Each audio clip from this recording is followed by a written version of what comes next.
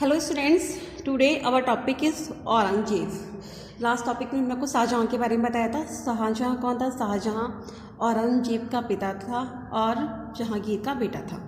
ठीक है। Shahjahan fail critically इन 1657। जो शाहजहाँ था वो 1657 में क्या हो गया था? ठीक है, बीमार हो गया था। ठीक है। A war of succession began among the four brother. तो सक्सेशन के लिए मतलब रूलर बनने के लिए उसके जो चार बेटे थे, औरंगजेब, दारा शिकोह, मुराद और सुजा, तो इन चारों में क्या हुआ? फाइट होनी स्टार्ट हो गई, दोनों में युद्ध होना स्टार्ट हो गया। तो जो औरंगजेब था वो उसमें जीत गया। Aurangzeb emerge victorious.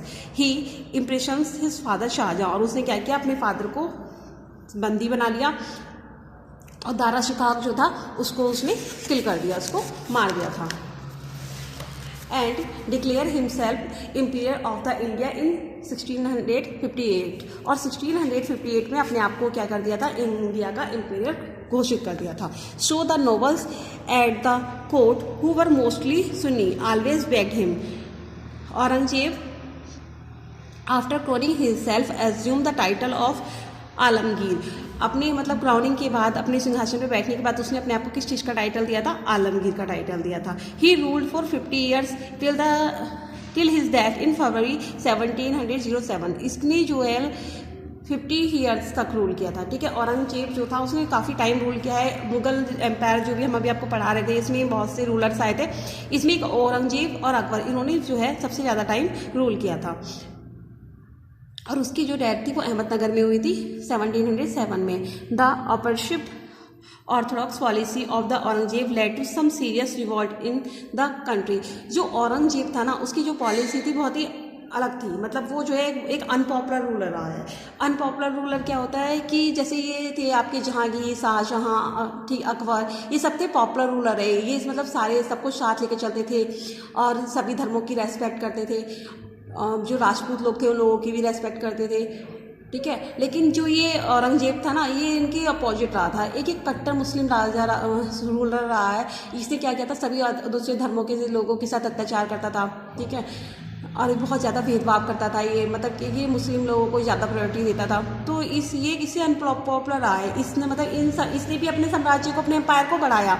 ठीक है। जैसे अकबर ने काफ़ी बड़ा एरिया जो है उसे अपने एम्पायर में मिला लिया था, इसने भी बढ़ाया। पर इसने क्या किया था? अपने साथ अपने बहुत सारे एनिमीज़ भी खड़े कर लिए थे। ठीक है। इन लोगों के इतने एनिमीज़ नहीं थे क्योंकि ये जो अकबर था, शाहजहाँ था, ये जो था ये राजपूत राजाओं के साथ फ्रेंडली रहता था। ठीक है। लेकिन ये क्या करता था? इसने औरंगजेब ने क्या किया था? इन सबको अपना शत्रु बना लिया था। इसने अपने एम्पायर इसने भी बढ़ाया था। साउथ का जो एरिया था इसने काफ़ी पार्ट उस अपने एम्पायर में उसको मिला लिया था। लेकिन इसने अपने लिए बहुत सारे एनिमीज़ खड़े होकर कर लिए थे। बहुत सारे रिवॉल्ट हुए थे इसके टाइम पर। ठीक है। जो आपके मराठा आए थे, गुरु गोविंद सिंह आए थे, सिख आए थे, जो इन सब ने जो रिवेलियन किया था वो सब औरंगजेब के टाइम पे हुआ था। ठीक है। ये बहुत ही ज़्यादा अत्याचार करता था लोगों के ऊपर। नेक्स्ट हेडिंग है struggle for different group. The Jat lived around the Delhi. Delhi के चारों तरफ क्या हुआ था?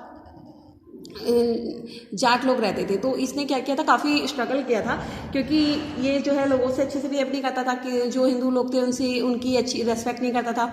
ठीक है। उनके साथ बहुत ज़्यादा भेदभाव वगैरह करता था। तो इन सब लोगों ने क्या किया था? इसके अगेंस्ट रिवॉल्ट कर दिया था। इसे काफ़ी मतलब रिवेलियन के काफ़ी स्ट्रगल करना पड़ा था। ये बहुत से जो वॉरियर्स मतलब बहुत से बैटल्स को जीता भी था और हारा भी था। The Jat lived around the Delhi. जो जाट लोग थे वो दिल्ली के चारों ओर रहते थे। They had settle around the Mathura and Agra as well. और ये मोस्टली कहाँ सेटल थे? मथुरा और आगरा में सेटल थे। The Jat of the Mathura broke out in rebellion in 1666 ई। मथुरा के जो जाट लोग थे उन्होंने इसके अगेंस्ट क्या कर दिया था? रिवेलियन कर दिया था। The rebellion was suppressed by the Mughal mights. ठीक है। The Satnamis were a sect of Hindus sadhu who lived in Narula and Mewar. ये कहाँ रहते थे? नरुला और मेवाड़ में जो संत लोग रहते थे, सतनाम जिन्हें बोलते हैं, सतनामीज जो होते हैं। ठीक है। वो लोग जो रहते थे। The persecution of these sadhu forced them to raise the rebellion. तो इसने क्या किया? इन साधुओं के ऊपर भी अत्याचार किया। What they revolt were crust. लेकिन जो उन्होंने भी क्या करा? इसके अगेंस्ट क्या कर दिया था? रिवॉल्ट कर दिया था। तो लेकिन वो क्या हो गया था? क्रश हो गया था। Champawat Rai was the Bundela leader. जो चंपावत राय थे, चंपावत राय कौन थे? एक बुंदेला लीडर थे। Under his leadership the Bundelas in Bundelkhand also rose in the revolt on the account of operation against the policy of Aurangzeb. जो अंग्रेज ने ऑपरेशन अगेंस्ट की जो पॉलिसी स्टार्ट की थी उसके अगेंस्ट जो था, इन लोगों ने भी क्या किया था, बुंदेलखंड से भी इसके अगेंस्ट क्या हो गया था, रिवॉल्ट स्टार्ट हो गया था। For the time weekend Aurangzeb was successful in crushing these revolt. ये बहुत से रिवॉल्ट थे जिन्हें वो क्रश करने में जो है सक्सेस हो गया था, बहुत से रिवॉल्ट्स को। लेकिन उसने क्या किया था, इस रिवॉल्ट के थ्रू अपने बहुत सारे जो शत्रु थे, बहुत एनिमीज जो थे वो बना लिए थे। ठीक है, नेक्स्ट टॉपिक है Rajput policy. Aurangzeb Rajput policy was completed reserve on his father Shahjahan. जो राजपूत के साथ उसकी जो पॉलिसीज रही है ना, ठीक है, वो केवल राजपूत लोगों के साथ जो मुगलों की पॉलिसी रही है वो अकबर, शाहजहां और जहांगीर के टाइम तो बहुत अच्छी रही, क्योंकि जो अकबर ने जो प्रिंसिपल्स, जो सिद्धांत बनाए थे ना, वो किसी के साथ पक्षपात नहीं करता था, सबसे अच्छे से बिहेव करता था। रूल्स बनाए थे, जो भी मतलब जो रेवेन्यू वगैरह लगाया था वो सब उसने माफ़ कर दिया था। वो जो जहांगीर और शाहजहां ने उसको फॉलो किया था। लेकिन जो ये जब औरंगजेब आया तो उसने फिर से कर लगा दिए थे, बहुत ज़्यादा रेवेन्यू वगैरह लगा दिए थे, तो इससे बहुत ज़्यादा प्रॉब्लम आ गई थी। राजपूत राजा जो थे उनसे उनकी रिस्पेक्ट नहीं करता था। ठीक है, तो वो सब क्या हो गए थे, इसके अगेंस्ट हो गए थे। After the death of Raja Jaswant Singh he annexed Mewar. उसने राजा जसवंत सिंह की डेथ के बाद क्या किया था, मेवाड़ को जीत लिया था। Aurangzeb also tried the एनेक्स्ट of other kingdom of Rajput was waked several battle against them. Aurangzeb भी क्या करता चाहता था, अपने एम्पायर को बढ़ाना चाहता था, तो ये वो क्या करता था, जो राजपूत राजा होते थे उनके अगेंस्ट क्या करता था, मतलब फाइट करता रहता था, मतलब उनके साथ बैटल करता रहता था। As a result he lost the loyalty. जिससे क्या हुआ, उसकी जो लॉयल्टी थी वो भी चली गई। ठीक है, वफादारी भी चली गई। And support of the Rajput. और जो राजपूत राजा उसके फ्रेंड हुआ करते थे, कभी मुगलों के फ्रेंड होते थे, वो भी उसके क्या हो गए, एनिमीज हो गए। तो उसने क्या किया, अपनी लॉयल्टी भी खो दी, ठीक है, वफादारी भी खो दी राजपूतों के लिए, और क्या किया, उनका जो सपोर्ट उसको राजपूतों का सपोर्ट जो मुगलों को मिलता था वो भी मिलना बंद हो गया। ही also lost the money, time and many of his generals. और उसमें उसे बहुत लॉस हुआ। उसे अपनी मनी का, टाइम का और बहुत सी जनरल्स वगैरह और अपनी आर्मी का भी काफ़ी नुकसान हुआ था। Struggle with the Sikh. उसने क्या किया था, जो सिख लोग थे ना उनके साथ भी बहुत अत्याचार किया। ठीक है, बहुत ज़्यादा प्रिसिक्यूशंस किया था, तो वो भी क्या हुए थे, इसके अपोजिट खड़े हुए थे।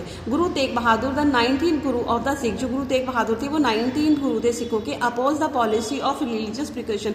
जो रिलीजियस अत्याचार होते थे, धार्मिक अत्याचार जो होते थे उन लोगों के साथ, उसके अगेंस्ट आ गए थे वो। On his refusal of give up his faith the guru was beheaded at the place called the Chandni Chowk in Delhi. Guru Tegh Bahadur son Gobind Singh the 10th guru organise the Sikh into the discipline military sect called Khalsa. तो इसके against जो है, जब बहुत ज़्यादा ये लोग परेशान हो गए थे औरंगजेब से, तो जो इनके गुरु तेग बहादुर के जो बेटे थे गुरु गोविंद सिंह, आपने सुना होगा इनके बारे में, ठीक है, जो सिख लोग जो है गुरु को मानते हैं। ठीक है, सबसे पहले गुरु रहे थे गुरु गोविंद सिंह। सबसे पहले जो गुरु थे इनके गुरु नानक, ठीक है, गुरु नानक थे।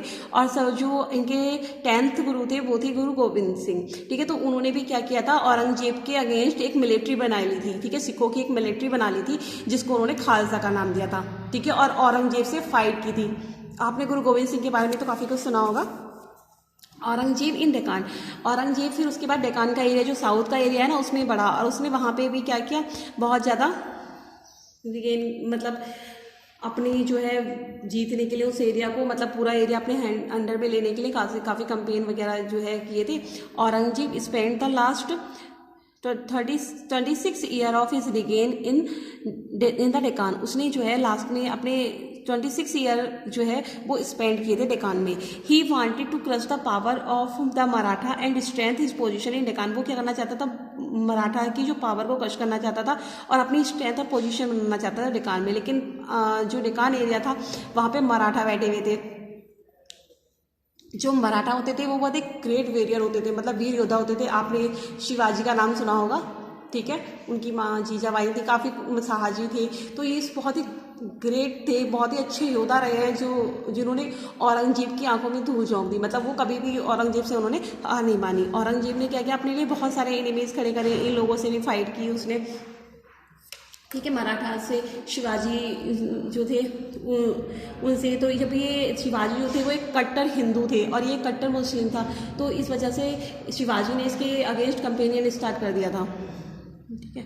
Aurangzeb annexed Bijapur in 1686 and Golconda in 1687। उसने बीजापुर को अनेक्स्ट किया था 1686 में और 1686 में गोलकोंडा को। However the conquest did not benefit the empire, मतलब इसका कोई बेनिफिट नहीं हुआ। It was difficult to administer these land as they were too far from the capital, मतलब ये काफ़ी दूर था, इसने उसको जीत तो लिया था इस एरियाज़ को, लेकिन ये एरिया जो था ना उसके रूल से काफ़ी दूर पड़ रहा था।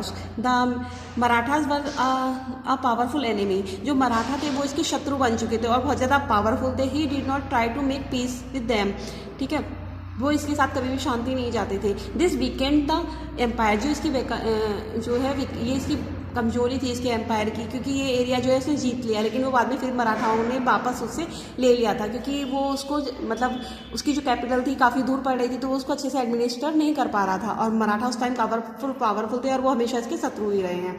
नेक्स्ट है औरंगजेब का character.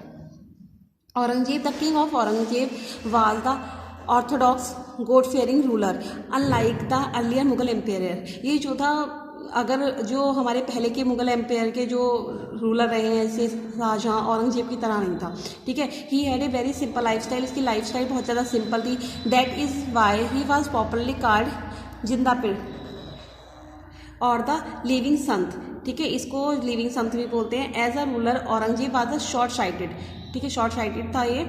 He become extremely unpopular when he introduce jizya and the poll tax which the non-Muslims had a pay. People react strongly against this discriminations on the religious ground. Gradually the policy of Aurangzeb pushed the empire towards the decline.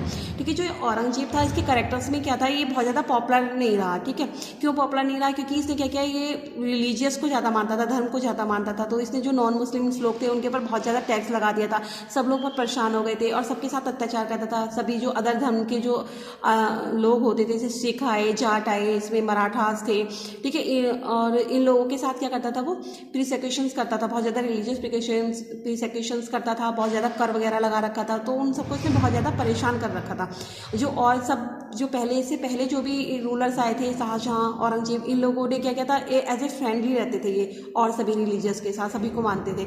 पर इसने ऐसा नहीं किया, ये केवल क्या करता था, मुस्लिम लोगों को ही ज़्यादा प्योरिटी देता था। तो जो ये बहुत ज़्यादा डिस्क्रिमिनेशन आ गया था इसके टाइम पे, ठीक है, बहुत ज़्यादा भेदभाव करने लगा था। तो इस वजह से जो औरंगजेब ने काफ़ी मतलब एम्पायर को काफ़ी बढ़ाया, मुगल एम्पायर को, लेकिन बाद में क्या हुआ, जो औरंगजेब था बहुत ही जल्दी इसका जो एम्पायर था, औरंगजेब के बाद जो एम्पायर था वो टूटने लगा, मतलब डिवाइड हो गया था। Aurangzeb was the last of the great Mughal, ये एक लास्ट राजा था, एक लास्ट मुगल था। After the death a succession of weak Mughals rule from the Delhi till 1857। उसके बाद जब 1857 तक जो दिल्ली में मुगल्स रहे थे वो इतने सक्सेसफुल नहीं रहे जितना कि ये रहा, औरंगजेब रहा। When the British completely took over the India together they are classify as the later Mughal. और उसके बाद क्या आ गई थी, ब्रिटिश आ गए थे, ब्रिटिश लोग आ गए थे हमारे इंडिया में, और उसके बाद क्या हुआ था, पूरा जो मुगल एम्पायर था वो क्लासीफाइड हो गया था।